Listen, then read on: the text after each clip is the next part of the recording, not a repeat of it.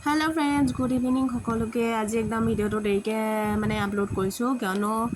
আজি কি হ'ল মানে মৰ্নিং ব্ৰেকফাষ্টটো মই বনোৱাগে নাছিলোঁ মানে মই অলপ দেৰিকৈ গ'লোঁ কিয়নো মোৰ অলপমান কাপোৰ ধুবলৈ আছিলে সেইকাৰণে সবখিনি ধুই মেলি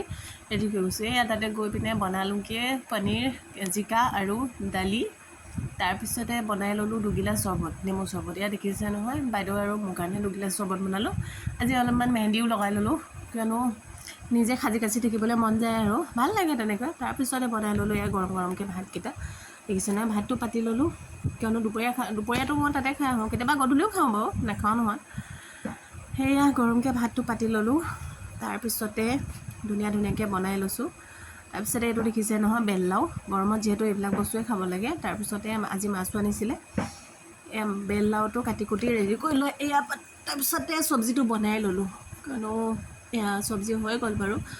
জল্দি বনাইছোঁ তাৰপিছতে বনালোঁ নিউটেলা আলু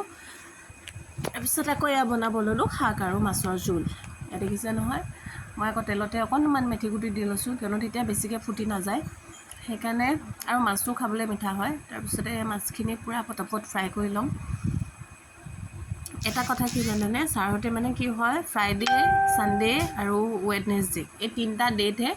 মানে মাছ মাংস খায় বাকীকেইটা নাখায় আৰু সেইকাৰণে নবনাওঁ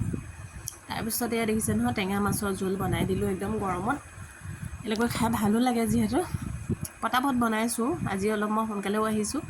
ঘৰলৈ কাপোৰ বহুত ধুবলগীয়া ধুইছোঁ মানে কিয়নো বৰষুণ দি আছিলে যে এইকেইদিন মানে আৰু গৰম কাপোৰবিলাকো আছিলে ধুবলৈ সেইখিনিও ধুই মেলি ৰেডি কৰিলোঁ তাৰপিছতে আমাৰ ভাত খাবও হৈ গৈছিলে এয়া নিউটেলা আৰু আলু চব্জি তাৰপিছতে হৈ গ'ল পনীৰ জিকা আলু বিলাহী চব মানে এখনীয়াকৈ বনাইছিলোঁ এনেকৈ আজি দালি নবনালোঁ এইফালে হৈ গ'ল পানীলাও নে বেললাও কয় মইতো ইমান ভালকৈ চিনি নাপাওঁ তাৰপিছত এইফালে কাঁহী চাহী ৰেডি কৰি ল'লোঁ গৰম ভাতো হৈ গ'ল তাৰপিছত এইকেইটা দুটা আচাৰো লৈ ল'লোঁ এয়া মাছ আৰু টেঙা জোল এনেকৈ খাই দিলোঁ আজি আমি দুপৰীয়া ভাতটো দেই খালি ভিডিঅ'টো মই আপলোড কৰাহে অলপমান দেৰি হ'ল